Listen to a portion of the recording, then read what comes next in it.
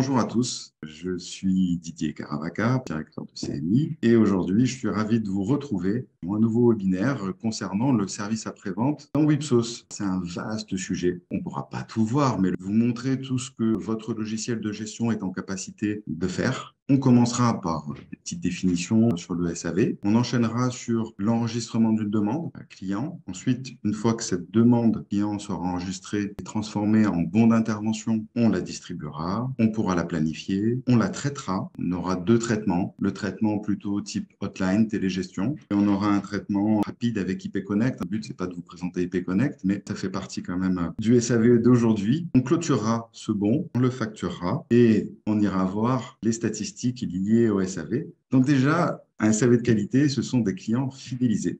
Nous sommes dans un monde qui est concurrentiel et avoir un SAV de qualité, c'est réussir à fidéliser ses clients. Wipsos est un outil, il ne va pas remplacer l'humain, mais par contre, il peut vous aider à améliorer votre niveau de service client. Pourquoi? Parce que vous allez avoir dans Wipsos l'ensemble des informations liées à votre client. Et on va voir que lorsqu'on prend un appel SAV, on va pouvoir voir tous les bons SAV du client, s'il est sous contrat, pas sous contrat, s'il a un parc matériel, quel est ce parc matériel. Donc, il y a beaucoup d'informations qui vont être importantes, intéressantes pour savoir ce que je dois à mon client, ce sur quoi je me suis engagé. Donc, on va respecter les engagements, notamment, on parlera de délai de rappel, délai d'intervention, délai de rétablissement pour ceux qui le gèrent. Voilà, c'est le ciment d'une bonne relation, c'est que les parties respectent leurs engagements. Le suivi du parc matériel, évidemment, lorsqu'on fait le chantier sur le client, on va installer du parc matériel. C'est relativement simple, hein, il suffit d'imputer le matériel dans Wipsos. Par contre, après, le suivi de ce matériel, c'est avec le SAV qu'on va le gérer. Lorsque le technicien va venir soit faire des visites préventives, soit faire un dépannage et remplacer du matériel. La fonction SAV dans Wipsos vous permet aussi d'optimiser les interventions, c'est-à-dire de pouvoir sélectionner des interventions qui sont dans un secteur géographique, dans une ville, en fonction d'une activité, en fonction de compétences d'un technicien.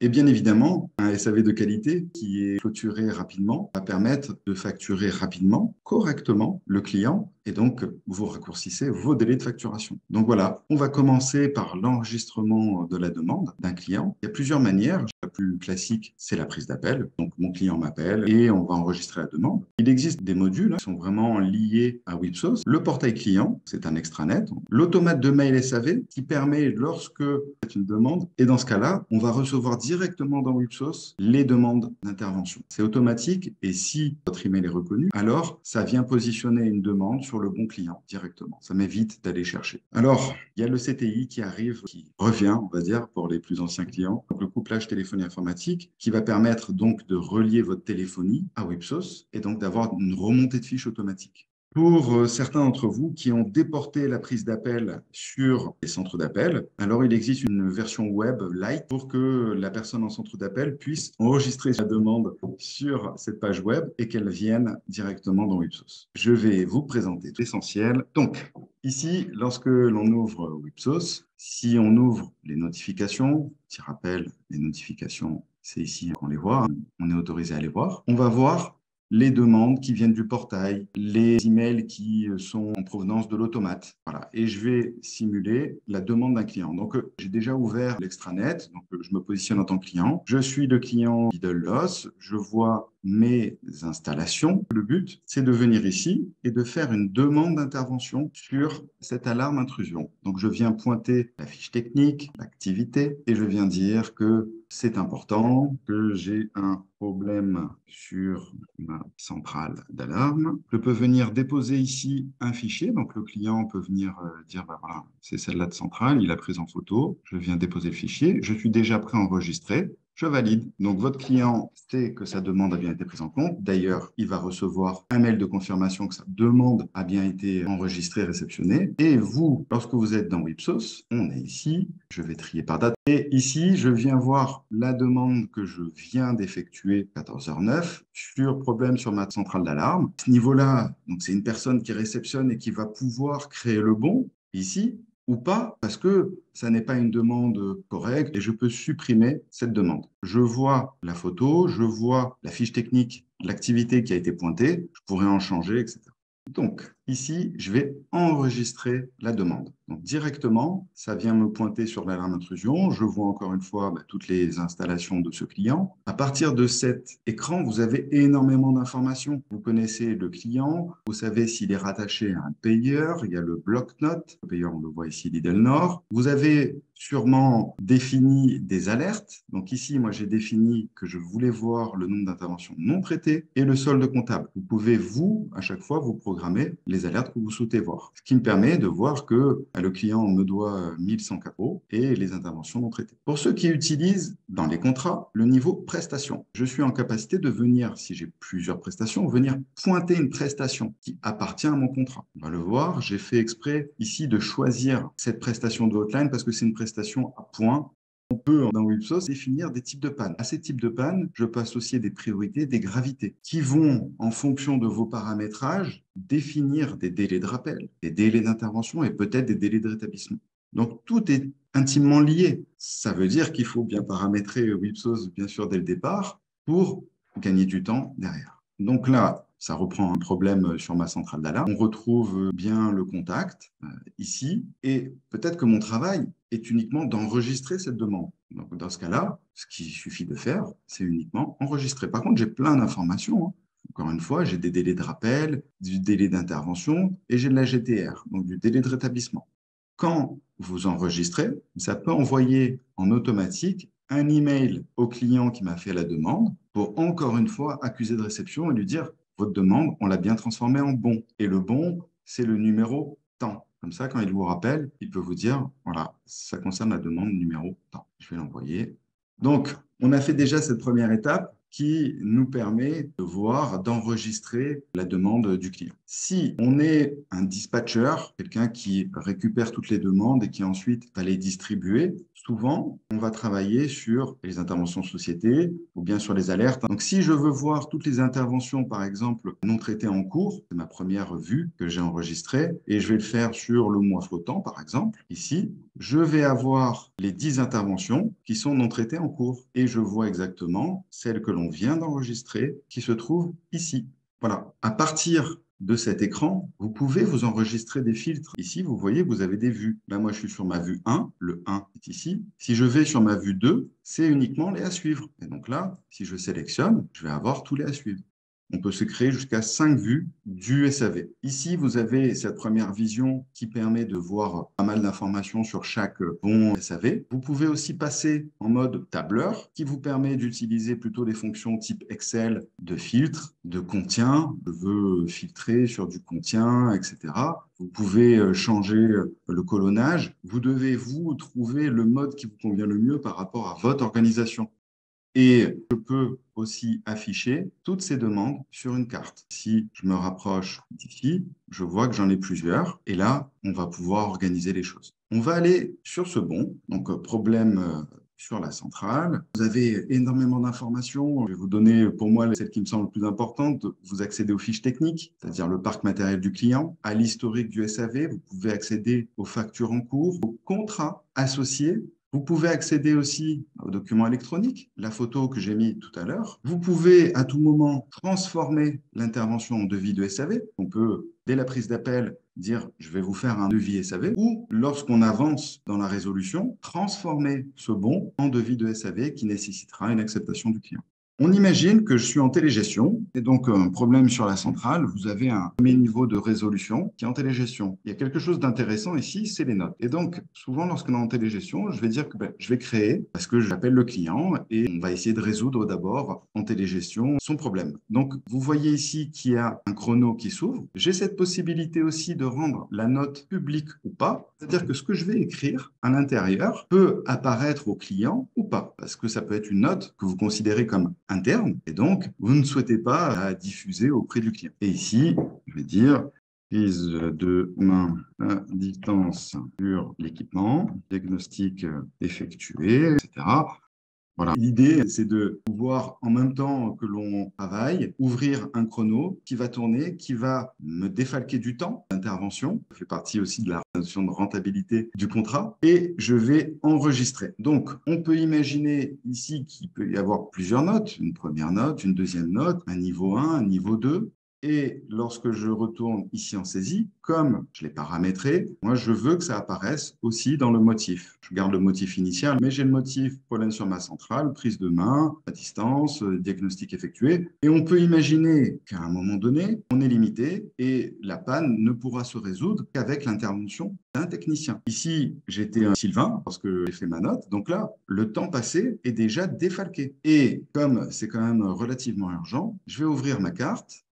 Je vois, donc là c'est le module géologue, ici je vois où je dois intervenir et je vois mes techniciens qui sont là. Donc les plus proches, avec des codes couleurs, il y en a qui vont être disponibles. Donc l'idée, c'est que ça reflète le planning. Si le planning est mis à jour en temps réel avec IP Connect, alors vous avez quand même une très bonne idée où sont vos techniciens. Sinon, là, c'est plutôt du prévisionnel. D'ailleurs, si je vais ici sur Christian, je vois qu'il sera disponible normalement, selon le planning, à 15h50. Et de 15h50 à 18h, il a une disponibilité de 2h10. Voilà. C'est ici que je vais pouvoir avoir des informations sur mes techniciens les plus proches. Alors, je peux planifier directement. D'ailleurs, je vois le planning de Christian. On peut planifier ici. Voilà, je peux planifier maintenant ou à 15h30. Donc là, c'est vraiment à vous de voir comment vous voulez travailler, ou ça peut être juste informatif. Vous revenez ici et vous ouvrez le planning de manière beaucoup plus classique ici et je dis, ben voilà, à 16h, il est censé finir le marchand bio et maintenant, on va rajouter cette planification. Cette planification est rajoutée. Je peux lui rajouter une petite note, prendre la grande échelle et il aura cette note. Pour ceux qui ont IP Connect, ici, je vois que c'est prêt à être téléchargé. Par contre, il ne l'a pas encore sur son téléphone parce que c'est entouré de rouge. Là, ici, par contre, ça n'est plus entouré de rouge. C'est bien synchronisé sur son téléphone. Donc, le travail d'un premier traitement a été fait par Sylvain. Et maintenant, c'est à Christian d'intervenir. J'enregistre. Maintenant, je vais aller sur mon téléphone. Donc ici, le technicien que je suis, Christian, a ces deux interventions de la journée, le marchand bio et ce que l'on vient de créer ensemble, Lidl Loss. Bon, il va ici sur Lidl Loss, il va voir toutes les informations. Donc, commencer cette intervention. Donc, je la commence dès maintenant. Si j'ai du réseau, vous allez savoir, vous, en temps réel, dans le planning de Wipsos, alors que vous êtes au bureau, qu'il vient de commencer chez ce client. Ça change de couleur sur le planning. Donc, la centrale est dans le local poubelle, très bien, prendre la grande échelle. Donc là, j'ai des notes de planification, une intervention à faire, un problème sur ma centrale. Je vois ce qu'a écrit le technicien. Alors, je le vois parce que j'ai décidé de le mettre dans le motif. Mais si j'avais décidé que ce soit pas public, mais une note interne, je la verrai dans les notes ici. Donc ici, il voit ce qu'a fait le premier technicien. Je vois que c'est sous contrat, la fiche technique, historique des interventions, voilà. Et lorsqu'on est sur le SAV dans Wipsos, on peut prévoir des articles. Et dans ce cas-là, le technicien sur son outil mobile verrait qu'il y a des articles qui sont prévus. Ça permet vraiment de fluidifier aussi le service SAV avec le service préparation. Si je l'ai en stock, ça va être le magasinier qui va préparer le matériel, ou en tout cas, ça va dire au technicien, pense à prendre ce matériel parce que pour aller réaliser ce dépannage, il te faut ce matériel. Le technicien, donc, va pouvoir indiquer le travail effectué, remplacement de la carte réseau de la centrale d'alarme. Il peut dicter. Je vais pouvoir imputer du matériel. Alors, je ne pense pas avoir de carte réseau parce que là, je suis en mode où le technicien accède à son stock véhicule. Je vais le remplacer par un contact d'ouverture ici. C'est ce que j'ai dans ma voiture, en fait. Avez-vous d'autres articles à saisir? Non. Comme c'est un contrat qui est à points, pour ceux qui gèrent des points, on pourrait ici gérer les points. Alors, généralement, les points sont plutôt utilisés pour la partie télégestion. Donc, le technicien donne le travail effectué, il dit que c'est terminé, il vient saisir ses horaires. Alors, je vais dire que ça dure plus de 4 minutes quand même. Je peux ajouter une photo ici. Je peux la rendre ou pas visible au client. Je vais m'envoyer le bon d'intervention. Je suis chef d'antenne, c'est parfait.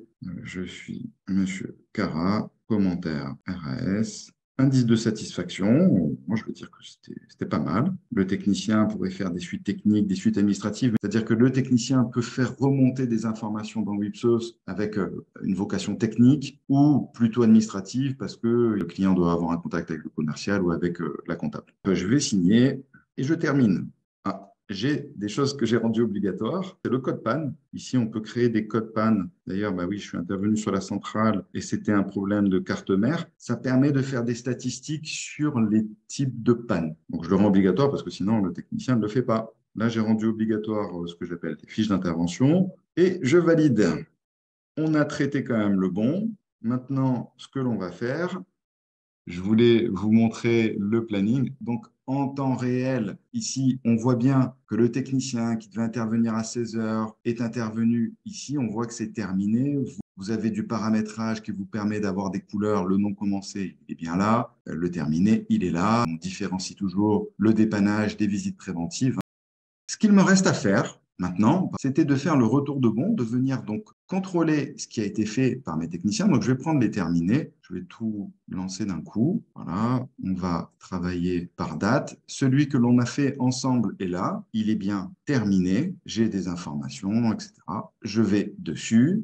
Je vois que Christian est intervenu, que Sylvain est intervenu. Il était online parce qu'il était en mode télégestion. Je peux voir la photo, je peux voir le bon SAV qui a été signé par le client. Alors, les bons SAV, on a différentes sortes. Là, je vais vous montrer le classique avec le descriptif de la panne, le compte-rendu, la main-d'œuvre, le contact d'ouverture que j'ai mis. Voilà, j'ai ma photo, j'ai ma signature horodatée et j'ai la signature du technicien, la signature du client, bien entendu, l'indice de satisfaction. Après, on a des paramétrages différents, notamment pour les métiers de la sécurité incendie et les autres qui font des visites préventives avec des rapports qui sont quand même plus sur mesure. Je reviens ici. Donc, j'ai contrôlé, tout va bien.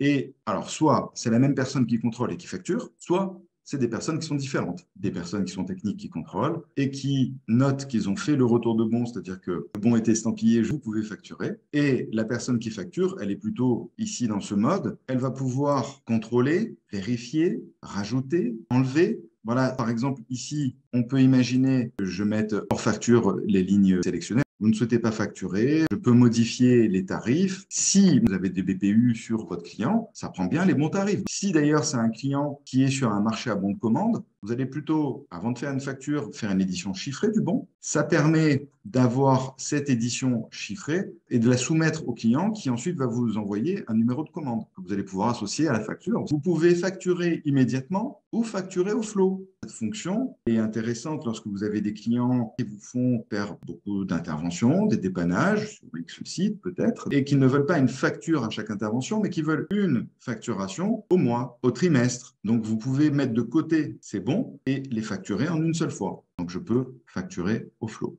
Allez, on va facturer immédiatement.